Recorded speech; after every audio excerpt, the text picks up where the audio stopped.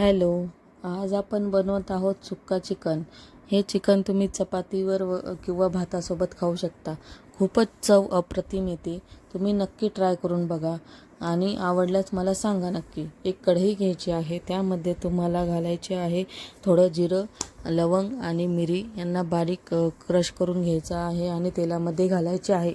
त्यानंतर तुम्ही त्यामध्ये घालायचे आहे 2 मोठी इलायची, तेजपान आणि थोडं लसूण पण क्रश करून घ्यायचा आहे आणि तो घालायचा आहे. त्यानंतर त्याच्यामध्ये 3-4 कांदे बारीक कापून घेतले आहेत. उभे आणि पातळ कापायचे आहेत कांदे, ते घातले आहेत. आणि थोडा कांदा परतल्यावरती त्याच्यामध्ये 2 अख्खे लसूण घालायचे आहेत आणि चांगलं तेल सुटेपर्यंत परतायचं आहे. थोडं 2 मिनटं परतल्यानंतर त्यावरती झाकण ठेवायचे आहे. झाकण ठेवून वाफ काढल्यानंतर परत कांदा थोडा परतायचा आहे. चांगलं तेल सुटस्तवर कांदा परतून घ्यायचा आहे, तेव्हाच मसाला छान बनतो. आणि आता थोडी हिरवी मिरची आणि अद्रक आणि ते घालायचं आहे. त्यानंतर चांगलं परतून घ्यायचं आहे. तेल चांगलं सुटलं पाहिजे मसाल्याला, कांदा चांगला मऊ झाला पाहिजे. आणि मी चिकनला आधीच हळद आणि मीठ लावून घेतलेलं आहे, त्यामुळे मीठ मी घातलेलं नाही. आणि आता घालायचे आहे धनिया पावडर आणि लाल मिरची पावडर. आणि तुम्हाला जेव्हा वाटेल तेव्हा तुम्ही याच्यामध्ये थोडंसं मीठ पण घालू शकता. आणि चिकनला पण थोडंसं मीठ लावायचं आहे आणि मॅरिनेट करायचं आहे.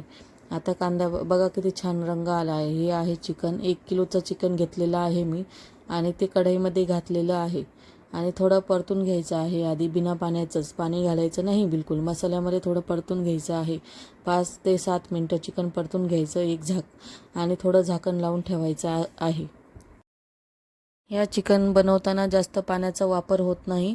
आता मी धनिया पावडर घातलेली आहे. आता गरम मसाला घातला आहे. थोडा रेडीमेड आपला गरम मसाला असतो ना, तो घातलेला आहे. त्यानंतर चिकन परत मस्तपैकी परतून घ्यायचं आहे. हे चिकन 2-3 वेळा तरी असं परतत राहावं लागतं बिना पाण्याचं.